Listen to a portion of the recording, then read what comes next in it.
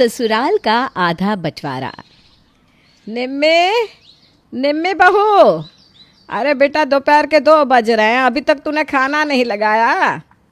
अरे मम्मी जी थोड़ा तो सब्र कर लिया करो आप।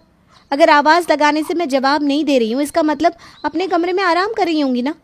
फिर ऐसे मेरे कमरे का दरवाज़ा पीटने की क्या ज़रूरत थी आपको? चैन से 2 घड़ी लेट भी नहीं सकती इस घर में। अरे बेटा मैं तो बस ये कह रही थी कि 2 से ऊपर समय हो रहा है, तूने खाना भी नहीं दिया अभी तक। मम्मी जी अगर मैंने खाना नहीं बनाया तो आप बना देती, मेरी नींद तोड़ने की क्या ज़रूरत थी। और हाँ, आज मेरे सर में दर्द है इसलिए मैंने खाना नहीं बनाया। आपको भूख लगी है तो जाओ जाकर दीदी के यहाँ जाकर खा लो।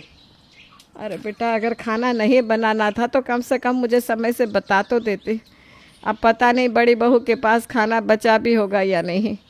अरे माँ जी अब यहाँ खड़ी होकर मेरा मुंह क्यों देख रही हो आप? जाओ ना, जाकर अपनी बड़ी बहू का दरवाज़ा खटखटाओ। छोटी बहू से खरी खरी बातें सुनकर अंजू देवी किसी तरह अपने घुटने के दर्द से बेहाल होती हुई हाय हाय करती दूसरी मंजिल पर पहुंचती है और अपनी बड़ी बहू का दरवाज़ा खटखटा देती है। बड़ी बहू दरवाज़ा खोलो। अरे भाई सो रही हो क्या तुम भी? अरे माँ जी क्या हो गया? ऐसे भरी दोपहर में आप मेरा दरवाज़ा पीट रही हैं और आपके तो घुटनों में दर्द रहता है ना, फिर क्या ज़रूरत थी सीढ़ियाँ चढ़कर ऊपर आने की? अरे बड़ी बहू देखो मुझे ज़ोर की भूख लगी है और तू जानती है कि मैं शुगर और आर्थराइटिस की मरीज़ हूँ। ज़्यादा देर भूखा रहना मेरे लिए ख़तरनाक है। अरे तो ठीक है ना, छोटी से कहिए आपको खाना लगा दे, आप यहाँ क्यों आई हैं? अरे बेटा छोटी के सर में दर्द है इसलिए आज उसने खाना बनाया ही नहीं। तू ऐसा कर अपने यहाँ आज मेरी थाली लगा दे। मेरे यहाँ थाली तो लगा दी थी माँ जी, लेकिन हम तो खाना खा चुके हैं, अब तो खाना बचा ही नहीं, तो आज तो मैं आपको खाना नहीं खिला पाऊँगी। आप ऐसा करिए छोटी से ही कहिए कि आपके लिए कुछ बना कर दे। लगता है आज तो भूखा ही रहना पड़ेगा, मुझसे खड़े होकर रोटियां बनती नहीं और ये दोनों बहुएं तो मुझे रोटी देने की नीयत से लगती नहीं। भगवान बस ये बुढ़ापा किसी को ना दिखाए, बुढ़ापा 100 दुखों का कारण है।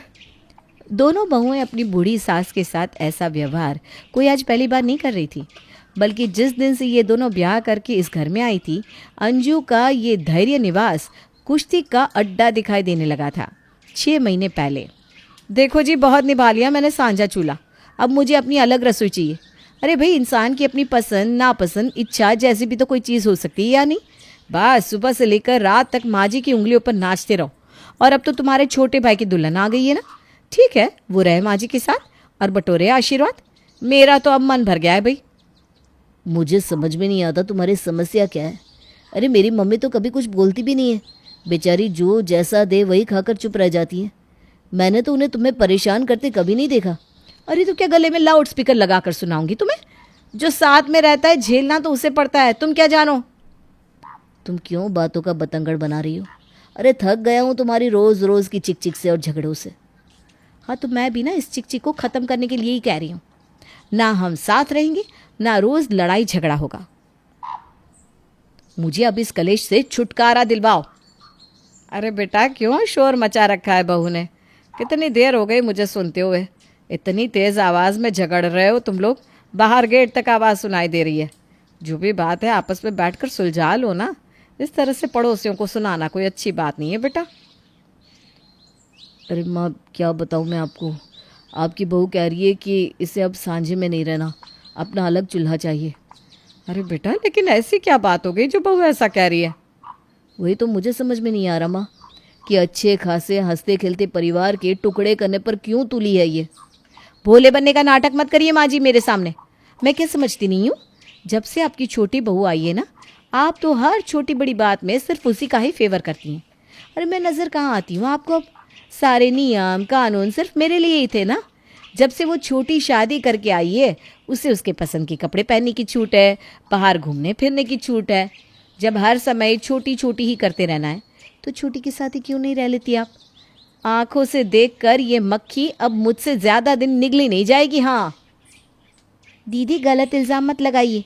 अरे ऐसा कौन सा फेवर कर दिया माँ जी ने मेरा जो आप इस तरह से बात कर रही हैं? अगर आपको भी साड़ी की जगह सूट पहनने की इच्छा थी तो आप भी पूछ लेती। मैंने आपका हाथ तो पकड़ कर नहीं रखा था। माँ जी ने मुझे घर में सूट पहनने के लिए हाँ क्या बोल दिया, मैं देख रही हूँ, तभी से आपके सीने पर सांप लौट रहे हैं। सीधी सी बात है माँ जी, 2 बहू हैं आपकी, जीवन भर तो वैसे भी साथ रहेंगे नहीं। समझदारी इसी में है कि आज आप खुशी खुशी हम दोनों को अलग करते। क्या फ़ायदा है कल को हमारे लड़ाई झगड़े हो और 4 लोग खड़े होकर तमाशा देखें। इससे तो अच्छा यही है ना कि हम खुशी खुशी अपने चूल्हे अलग कर लें। कम से कम एक दूसरे से मिलना जुलना तो बंद नहीं होगा। अगर तुम दोनों को साथ में मिलजुल कर रहने में इतनी ही समस्या है तो ठीक है, तुम दोनों आपस में बात करना बंद कर दो, लेकिन इस घर के हिस्से तो मैं नहीं होने दूंगी। माँ जी को लग रहा है कि मैंने कच्ची गोलियां खेल रखी है। ठीक है, नहीं करेंगे ना मेरी रसोई अलग तो ठीक है, मैं भी अब किसी और का खर्चा अपने ऊपर नहीं लेने वाली। अरे मैं ही जीवन भर अपने पति की कमाई सब पर क्यों उड़ाती रहूं। अगले दिन, देखिए माँ जी, बहुत हो गया बड़प्पन, अब घर खर्च में देवर जी को भी हिस्सेदारी देनी होगी। ठीक है, जब तक अकेले थे हमने बहुत खर्चा उठा लिया, लेकिन अब तो वो शादीशुदा हो गए, अपने परिवार का खर्च खुद उठाए, हमने सबका ठेका लेकर नहीं रखा। अरे ठीक है, नहीं चाहिए आपकी खैरात। माँ जी बता दीजिए घर खर्च में हमें कितना देना होगा, मैं भी इज्जत से अपने हिस्से के पैसे देकर पूरी धौंस के साथ यहाँ रहना पसंद करूँगी। भाभी, खर्चा देने में मुझे कोई समस्या नहीं है, लेकिन आपके बोलने का तरीका मुझे पसंद नहीं आया। अरे आपको ऐसे बात नहीं करनी चाहिए। अच्छा, अब मेरे बोलने के तरीके से भी तुम्हें दिक्कत होने लगी। देवर जी, कल तक तो भाभी भाभी करके मेरे पीछे पीछे घूमते थे, आज बीवी आ गई तो भाभी को आंख दिखा रहे हो। भाभी, मुझे समझ में नहीं आ रहा आपको क्या हो गया है। अरे घर में कोई भी आपके साथ ऊंची आवाज़ में बात नहीं कर रहा, लड़ाई झगड़ा नहीं कर रहा, लेकिन फिर भी आप सभी के साथ गलत व्यवहार कर रही हैं। अरे माँ, ख़त्म करो ना ये कलेश, अब मुझे नहीं रहना इनके साथ। मैं भी अपनी पत्नी को इस तरह रोज़ रोज़ अपमानित होते नहीं देख सकता। अरे गलती क्या है निम्मी की? अगर भाभी को ज़्यादा अकेले रहने की पड़ी है तो रहने दो उन्हें अकेले। मैं और निम्मी आपके साथ रहेंगे और भैया भाभी को आप अलग कर दो। बेटा अलग तो कर भी दूँ, लेकिन बंटवारा कैसे होगा? घर में रसोई तो एक ही है ना। अरे माँ जी, किराएदारों को निकाल बाहर करिए ताकि ऊपर की मंजिल पर मैं रह सकूं। और वैसे भी मुझे इस निम्मी की शक्ल देखने का कोई शौक नहीं है। अलग फ्लोर पर रहूंगी तो सुखी रहूंगी। क्यों, आप ही ऊपर क्यों रहेंगी? हाँ, मैं क्यों नहीं रहूँगी ऊपर? माँ जी, इनको नीचे का फ्लोर दीजिए, हम लोग ऊपर रहेंगे। अरे बेटा, मैं इसलिए ऊपर का फ्लोर देने के लिए राज़ी हो गई क्योंकि ऊपर तो मैं चढ़ भी नहीं सकती। तुझे तो पता है मेरे घुटनों में कितना दर्द होता है। सीढ़ियाँ चढ़ने का झंझट इसी के पास छोड़ दे, तू आराम से मेरे साथ नीचे रहना बेटा। निम्मी उस समय अपने पति के सामने कुछ नहीं कह सकी थी, लेकिन उसके मन में ये बात खटक गई थी कि जेठानी बड़े आराम से सास की जिम्मेदारी से बचकर निकल गई और वो जीवन भर के लिए सासू माँ की सेवा में बंद कर रह गई। खैर, जल्द ही जेठानी ऊपर वाले फ्लोर पर शिफ्ट हो गई और छोटी बहू निम्मी अपनी सास के साथ नीचे की मंजिल पर। निम्मी बेटा, देखो तो तुम्हारी चाची सास आई है, थोड़ा चाय नाश्ते का प्रबंध कर दो बेटा। अरे पागल हो गई हूँ मैं ये चाय नाश्ता बना बना कर। पूरे घर का काम निपटाकर जैसे ही मैं अपने कमरे में आराम करने के लिए जाती हूँ, रोज़ मम्मी जी का कोई ना कोई रिश्तेदार आकर टपक ही जाता है और फिर उसके बाद मम्मी जी हॉल में बैठे बैठे हुक्म चलाती रहती है और मैं पकाती रहती हूँ। बस हो गया पूरे दिन का आराम का सत्यानाश। अब मुझे समझ में आ रहा है कि भाभी सांझे में क्यों नहीं रहना चाहती थी। अरे थक गई होगी बेचारी इतने सालों से काम करते करते। अब आखिर कोई कितना बर्दाश्त करेगा। लगता है ऐसे काम नहीं चलेगा, मुझे भी अब बेशर्म बनना ही पड़ेगा, वरना ऐसे ही चाय नाश्ता और खाना बनाते बनाते मेरी तो जान निकल जाएगी। कुछ दिन बाद, निम्मी बेटा, ज़रा 2 कप चाय बना लाना, तुम्हारी बुआ सास आई है। निम्मी ने सास की आवाज़ सुन तो ली थी, लेकिन वो जानबूझकर आंखें बंद करके अपने कमरे में ही लेटी रहती है। 2-3 बार आवाज़ लगाने के बाद सास उठकर निम्मी के कमरे में आती है। लगता है बहू सो रही है, तभी मेरे कई बार बुलाने पर भी उसने मेरी आवाज़ नहीं सुनी। अरे बेटा, ज़रा 2 कप चाय बना दो, उसके बाद आराम कर लेना, तुम्हारी बुआ सास आई है। मम्मी जी, आपको पता तो है पूरा दिन मैं काम करते करते कितनी थक जाती हूँ। ज़रा सा 2 घड़ी आराम करने के लिए लेटी थी, उसमें भी आपने आकर जगा दिया। अरे अगर बुआ जी आई हैं तो 2 कप चाय की ही तो बात है, आपको खुद बना लेना चाहिए था मम्मी। अच्छा ठीक है बेटा, तू नाराज़ मत हो, मैं बना लेती हूँ। धीरे धीरे निम्मी के तेवर बदलते जा रहे थे। मेहमानों के आने की खबर मिलती तो वो बहाने से अपने मायके जाकर बैठ जाती या फिर बाजार के लिए निकल जाती ताकि उसे मेहमानों के सामने ना आना पड़े। सास अंजू भी इस बात को समझ गई थी कि बहू मेहमानों के लिए चाय नाश्ता बनाने से कतरा रही है, इसलिए अब वो बहू को आवाज़ लगाने के बजाय खुद ही चाय नाश्ता बना लेती थी। लेकिन मेहमानों की नहीं, अब तो निम्मी को सास की रोटी बनाना भी अखरने लगा था। मम्मी जी, बंटवारा तो हम देवरानी जेठानी के बीच में हुआ है। आपको तो भाभी के यहाँ भी जाना चाहिए ना। वो तो कभी आपके लिए एक वक्त का खाना तक नहीं भेजती। अरे बेटा, इतना ही सही और गलत की समझ होती उसे तो घर के टुकड़े थोड़ी ना करती। मुझे तो बस 2 रोटी चाहिए होती है बेटा, क्या फ़र्क पड़ता है उसने बनाई या तूने। हाँ माँ जी, आपको क्यों फ़र्क पड़ेगा? फ़र्क तो मुझे पड़ता है ना। 3 वक्त का खाना बनाकर मुझे खिलाना पड़ रहा है आपको। जेब पर बोझ तो हमारे पड़ रहा है। हाँ, आपको क्या फ़र्क पड़ेगा? ऊपर से हर समय सास के साथ रहने का बंधन। ना कहीं आ जा सकते हैं, ना किसी को अपने घर बुला सकते हैं। अरे बस बहुत हो गया। अगर भाभी माँ जी की तरफ से आँख फेर सकती है तो मैं क्यों नहीं। मैं भी आज माँ जी का खाना ही नहीं बनाऊंगी। देखती हूँ कैसे नहीं जाती भाभी के यहाँ खाना खाने। अब से मैं सप्ताह में 3 दिन ही माँ जी का खाना बनाऊंगी। 3 दिन भाभी के यहाँ जाकर खाए। मैं अकेले क्यों पीसूँ भला। बस उसी दिन से छोटी बहू निम्मी ने सास को खाना न देने का मन बना लिया था। अब वो अक्सर ही दोपहर में बहाने बनाकर सास को जेठानी के यहाँ भेजती थी और फिर जेठानी बबली भी सास को अपने यहाँ खाने के लिए आया देखकर तरह तरह के मुंह बनाती और बहाने से वापस देवरानी के पास भेज देती। बार बार सीढ़ियाँ चढ़ने से तो मेरे पैरों का दर्द और भी तेज़ हो गया। बहुओं से उम्मीद करना बेकार है, मैं खुद ही अपने लिए कुछ बना लेती हूँ। अंजू को घुटनों के दर्द की काफ़ी गंभीर समस्या थी। ऊपर से भारी शरीर होने के कारण वो 5-10 मिनट से ज़्यादा खड़े होकर काम नहीं कर पाती थी। किसी तरह हाय हाय करते वो अपने लिए खाना बनाती है। उसके बाद जाकर अपने कमरे में लेट जाती है। शाम के समय। अरे माँ, क्या बात है, ऐसे कमरे में क्यों लेटी हो? आजकल आप कमरे से बाहर भी नहीं आती। कुछ नहीं बेटा, घुटनों का दर्द बहुत बढ़ गया है। आराम नहीं मिल रहा था तो आकर कमरे में लेट गई।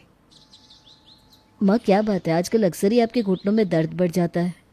क्या करूं बेटा, अब इस उम्र में भारी शरीर के साथ मुझसे ज़्यादा देर खड़ा भी नहीं रहा जाता, पर क्या कर सकते हैं, पेट भरने के लिए थोड़े से हाथ पैर तो हिलाने ही पड़ते हैं ना। आपके कहने का मतलब क्या है माँ? खाना तो निम्मी आपको बनाकर देती है ना? छोड़ ना बेटा, क्या रखा है इन बातों में। और वैसे भी मुझे खाना बना कर देना कोई निम्मी के अकेले की जिम्मेदारी तो है नहीं। ये तो अपनी अपनी किस्मत की बात होती है बेटा। मेरी किस्मत ही खोटी है, इसमें निम्मी या बबली का कोई दोष नहीं। अब कहना क्या चाह रही हैं माँ? 2 बहुओं के होते हुए भी कोई आपको खाना बनाकर देने के लिए तैयार नहीं है? अरे बेटा, मुझसे पूछने की बजाय ये बात जाकर अपनी पत्नी से पूछ। मैं कुछ कहूँगी तो उसे लगेगा कि मैंने शिकायत की है उसकी। माँ की बात सुनकर छोटा बेटा गुड्डू गुस्से में लाल पीला होते हुए अपने बड़े भाई सनी के यहाँ पहुँचता है। सनी भैया, आपको कुछ पता भी है घर में क्या हो रहा है? अरे हम 2 बेटों के होते हुए भी हमारी माँ आज 2 रोटी खाने के लिए तरस रही है। आपको पता है, ये दोनों माँ को खाना तक बनाकर नहीं देती। आपको यकीन ना हो तो आप पूछ लीजिए भाभी से। ये मैं क्या सुन रहा हूँ बबली, तुमने माँ को खाना देने से मना कर दिया? अरे तुम्हारी हिम्मत भी कैसे हुई माँ को खाना देने से मना करने की? देखिए, मुझ पर ना ज़्यादा रौब दिखाने की ज़रूरत नहीं है। अरे माँ जी जिसके साथ 24 घंटे रहती है, खाना खिलाने की भी उसी की जिम्मेदारी है ना। और सब जानते हैं माँ जी को सीढ़ियाँ चढ़ने में कितनी समस्या है। उसके बाद भी निम्मी रोज़ माँ जी को खाना खाने के लिए मेरे पास भेज देती है। शर्म नाम की चीज़ खुद की बीवी में है नहीं और आए हैं यहाँ पर मेरी शिकायत करने। निम्मी, सच सच बताओ, माँ को खाना देने में तुम्हें क्या समस्या है? अरे तुम्हें शर्म नहीं आई माँ को खाना देने से मना करने में? सब कुछ जानते हुए भी तुमने उनसे कहा कि वो ऊपर जाकर भाभी के यहाँ खाना खा ले। उनकी उम्र रह गई है कि वो रसोई में खड़े होकर अपने लिए खाना बनाए। अरे तो ऐसा कौन सा पहाड़ टूट गया अगर तुम्हारी माँ ने 2 रोटी खुद बनाकर खा ली तो। और एक बात बताओ, मैंने क्या सारे जीवन का ठेका लिया है कि मैं माँ जी का बोझ अपने कंधे पर लेकर घूमूंगी? सप्ताह के 4 दिन तो तुम्हारी माँ के रिश्तेदार आकर बैठे रहते हैं। अरे थक गई हूँ मैं माँ जी और उनके रिश्तेदारों के लिए खाना बना बना कर। किसी को बुरा लगे या भला, लेकिन अब मैं माँ जी का बोझ और नहीं उठा सकती। अपनी अपनी बात कहकर दोनों देवरानी जेठानी मुंह टेढ़ा करके वहाँ से चली जाती हैं। कुछ देर बाद गुड्डू और सनी अपनी पत्नी को बुलाते हैं। तुम दोनों की समस्या का समाधान हमने ढूंढ लिया है। तुम दोनों की यही समस्या है ना कि तुम माँ को अपने साथ नहीं रखना चाहती, उनकी सेवा नहीं करना चाहती। वैसे देखा जाए तो बात तो तुम्हारी ठीक ही है। माँ हमारी है, सेवा भी तो हमें ही करनी चाहिए। माँ की सेवा की जिम्मेदारी तुम्हारी नहीं है, हमारी बनती है। हमने सोच लिया है कि माँ तुम दोनों के साथ इस घर में नहीं रहेगी। हम उनके लिए एक मकान किराए पर ले रहे हैं। सच? माँ जी अब अलग रहने वाली है? ये सही रहेगा। पूरी बात तो सुन लो। अब से हम दोनों भाई एक एक महीना माँ के साथ उनके घर में बिताएंगे और उनकी सेवा करेंगे। गलती तो हमारी है ना, जो हमने अपनी माँ की जिम्मेदारी तुम दोनों के ऊपर छोड़ी। लेकिन अब हमें अपनी गलती समझ में आ गई है। अरे ऐसे कैसे आप 1 महीने के लिए चले जाओगे? अगर आप 1 महीने के लिए चले गए तो 1 महीने तक हम लोग अकेले यहाँ कैसे रहेंगे? आपका बेटा तो आपके बिना 1 दिन भी नहीं रह पाएगा। क्यों? जब हमने कहा कि हम माँ को अलग मकान लेकर दे देते हैं, तब तो तुम दोनों बहुत खुश हो गई थी। तब तुमने एक पल के लिए भी ये सोचा कि इस उम्र में हम अपनी माँ के बिना और हमारी माँ हमारे बिना कैसे रहेगी? लेकिन जब तुम्हारे बच्चों को बाप से अलग रहने की बारी आई तो तुम्हें बड़ी चिंता सताने लगी। हद है दोगलेपन की। हमें अपनी गलती का एहसास हो गया है, माफ़ कर दो। आगे से गलती नहीं होगी। अब से हम घर में सबसे पहले माँ जी को ही खाना देंगे। माँ जी माफ़ कर दीजिए हमें। दोनों बहुओं के माफ़ी मांगने पर अंजू उन्हें माफ़ कर देती है और सबक पाने के बाद दोनों बहुएं खुशी खुशी सास की सेवा के लिए राज़ी हो जाती हैं।